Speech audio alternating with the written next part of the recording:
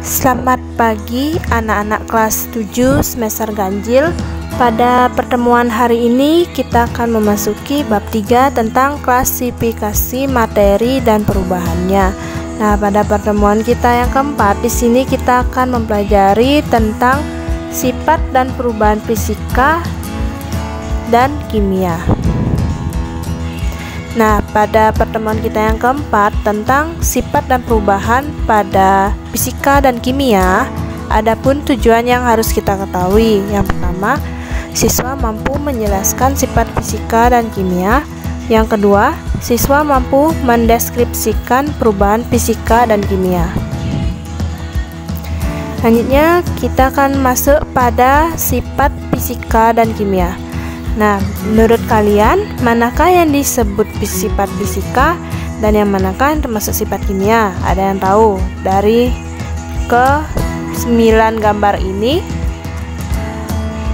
Yang pertama nih, di sini sedang mengukur titik leleh pada air. Titik leleh dan titik didih pada sebuah air yang sudah dipanasi.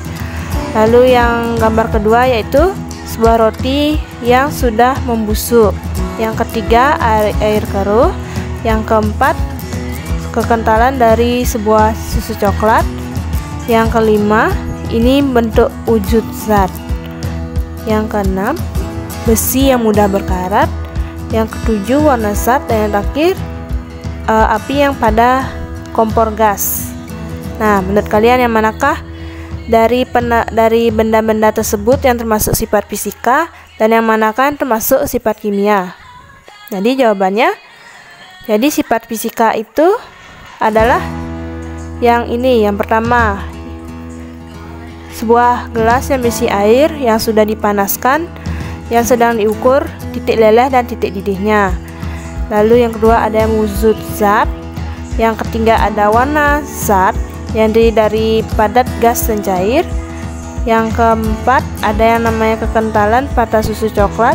Dan yang terakhir itu sifat air yang mengalami kekeruhan. Sedangkan pada sifat kimia ada yang namanya besi yang mudah berkarat.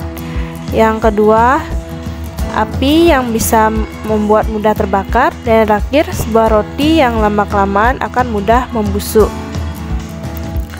Jadi bisa disimpulkan perbedaan dari perubahan fisika dan kimia itu adalah perubahan fisika itu merupakan perubahan yang tidak ada perubahan dalam massa zat dan bahkan sifat internal molekul tetap sama. Sedangkan pada perubahan kimia itu merupakan perubahan di mana pembentukan zat baru dan perubahan tersebut bersifat permanen. Sehingga dari perubahan fisika itu akan mempengaruhi suatu bahan seperti ukuran, warna, bentuk, dan lain sebagainya. Sedangkan untuk perubahan fisika akan mempengaruhi sifat fisika dan kimia bahan tersebut. Sehingga menghasilkan perubahan fisika tidak ada zat baru yang terbentuk. Dengan berarti molekul dan atom itu diatur dengan cara yang sama dalam molekul seperti pada reaktan.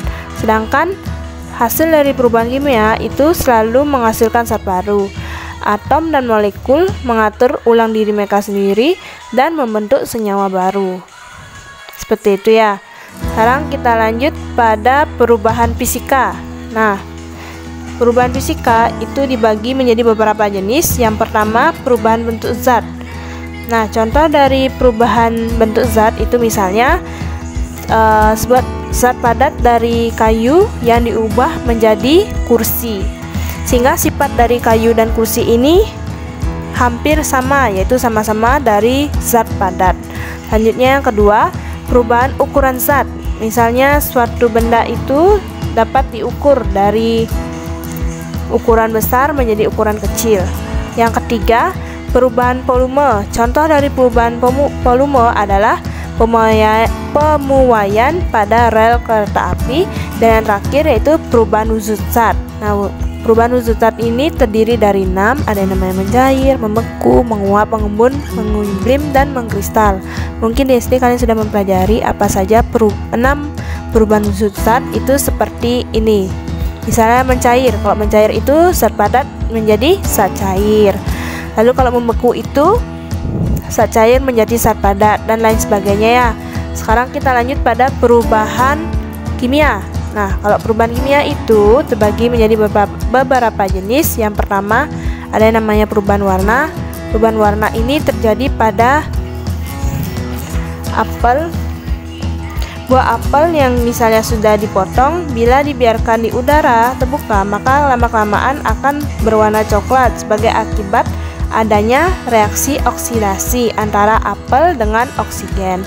Selanjutnya kedua yaitu perubahan endapan. Nah, contoh dari perubahan endapan misalnya menjernihkan air dengan cara menambahkan tawas ke dalam air. Yang ketiga yaitu pembentukan gas. Nah, pembentukan gas ini contohnya menambahkan soda kue pada adonan yang menyebabkan adonan kue tersebut menjadi mengembang. Dan yang terakhir yaitu perubahan suhu. Nah, perubahan suhu ini dibagi menjadi dua, yaitu reaksi eksoterm dan reaksi endoterm. Nah, untuk reaksi eksoterm dan reaksi endoterm bentuknya seperti ini ya. Jika reaksi eksoterm itu kalornya itu akan keluar dari sistem, sehingga kalor sistem itu berkurang dan delta H-nya itu bernilai negatif. Sedangkan untuk reaksi endoterm itu kalornya itu masuk ke dalam sistem, sehingga kalor sistem bertambah dan delta H-nya itu bernilai plus. Seperti itu ya contoh dari perubahan fisika dan perubahan kimia. Baik, sekian pemaparan materi tentang sifat dan perubahan pada fisika dan kimia, dan kita akan mengakhiri materi dari bab 3 tentang klasifikasi materi dan perubahannya. Akhir kata, Ibu ucapkan terima kasih dan Parama Santi. Om Santi Santi Santi Om.